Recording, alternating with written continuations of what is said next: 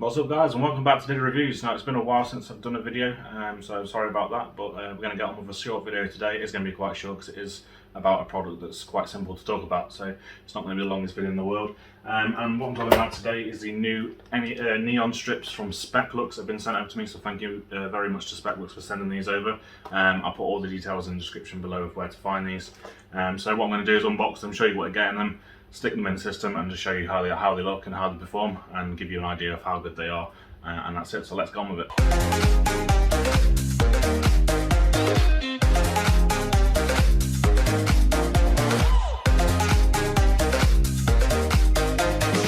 Right, so Speclux have actually sent over a couple of kits here. As you can see, there's one there which is a single strip, and then there's this one here which is two strips. I'm not sure on the exact size of those, but I'll put those up on the screen so you can see. And as like I say, I'll put the prices and stuff in the comment section, not in the comment section below, in the description below. So I'm just going to open one of these up and see what we get. So inside, obviously, it's got the little backing for that. You get the strip itself. So let's pull those out first. Put this packaging out of the way. So these are the strips. And as you can see, they're like side-on sort of LEDs, which are extremely flexible. As you can see here, they're really flexible, so should be quite easy to run. And this one comes with two of them attached together, so you can daisy chain these together for more of them. I've got two there, like I say, put together. So we'll run that around the case and we'll have a look at how good they look. Other than that, you also get this, which is the adapter cable, because as standard they have this sort of connection on them, which isn't a standard RGB connection. And you get this adapter here, which has got your normal 3-pin 5-volt RGB connection, and it's also got a VDG connection on it as well, which I believe is for like gigabyte motherboards or something like that. I think some of those use those, so you get that as well. And then you get an extension cable as well if you want to run it to somewhere that's a bit further away. You've also got that, or that can run to another strip if you've got another strip that's not close enough to attach straight to those.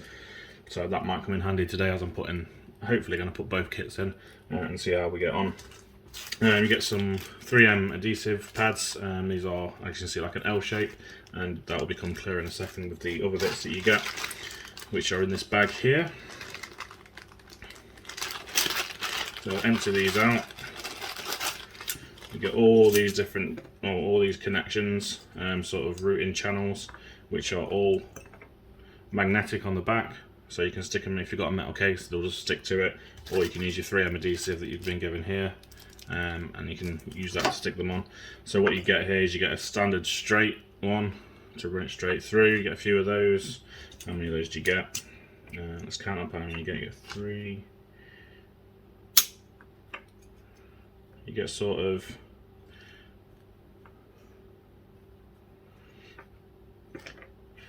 so you get 3 that are 3 that are like that, which is like on top there.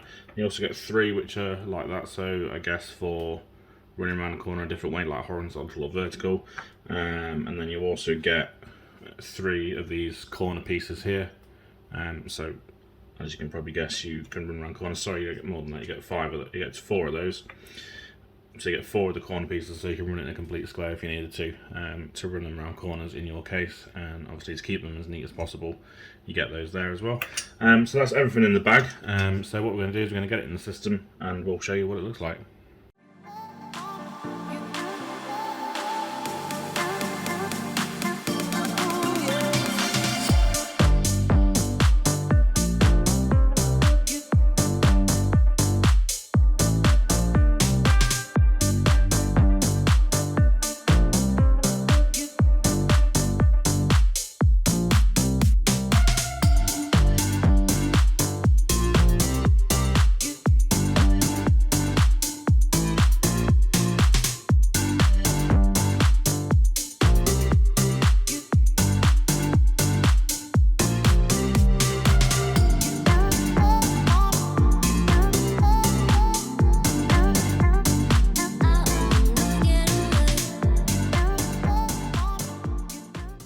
Right, so there we have the Speclux neon RGB strips from Speclux. As you can see, they are ridiculously bright. They are very bright. These strips get really bright. If you have software that allows you to turn on the brightness, then I definitely recommend doing it a little bit, because they can be a bit distracting from other RGB in your case, because they are that bright. Unfortunately, I can't seem to find how to turn it down in Aura Curator, so if anyone knows how to do that, let me know in the comment section below. But yeah, other than that, they look absolutely fantastic. The diffusion's really good, although you can, if you look close enough, you can see hotspots inside it, which I'm not sure if you can, on certain, like the rivals, which are like the Fantex ones. Obviously they're the ones that were out first, and they've got really good reviews, so I'm not sure how they compare to these. If anyone's got those, again, give me a hit up in the comment section below, and we'll have a chat about what they're like in comparison. But yeah, other than that, they're absolutely brilliant. Not a bad price from what I've seen. I've only seen them available in the US, Amazon, at $25. I can't seem to find them here in the UK anywhere. But if I do, I will pop something in the comments to let you guys know about that. I can't really fault them in terms of what they do. You get plenty of routing channels to stick on. One of my magnets came off, one of them, which is a bit annoying. It was the first one I used and the magnet came off, but the rest of them didn't, so it must have just been a dodgy one, but you could always just glue the magnet back in and you won't have any problems whatsoever. Other than that, the only other downside to say about these is the fact that they don't have a standard USB connection on the, ARGB connection straight on the end of them. You have to put the adapter cable in that comes with it. It's not a big problem, but to me it would be easy if it just had the standard connection on it, and then the other one had a male and a female on the opposite strips, if you know what I mean. So you can connect them that way, and then you don't have to run an extra cable, because the cable on the end is about that long, and then you have to put the adapter on, which is about that long. So it can get a little bit messy in terms of cable management, is what I'm saying. As you can probably see from the video that I showed of where the things are, you've seen there is a few cables lying about. So you just have to get a bit more creative with it, I suppose, on where you put them and how you route the cables. And again, it is going to depend on your case and other things like that. Now, what I originally wanted to do was run it round, like the longest one, like all the way around the bottom and then up the side of the motherboard. However, because I'm using SATA SSDs as well as my M.2s that are in here, you literally can't fit it underneath the SATA plugs that are in the side of the motherboard. So that's something to bear in mind. If they're a bit shallower, you would be able to, but you can't as they are, unless for some reason your motherboard standoffs are a lot bigger. But or if you want to get bigger motherboard standoff just as that thing, then you could, I suppose. Like I say, so you can't really do that unless you're not using any of your SATA connections. Then you could run your cable straight the LED straight under your cables, and it wouldn't be a problem. However, I can't do it with this one.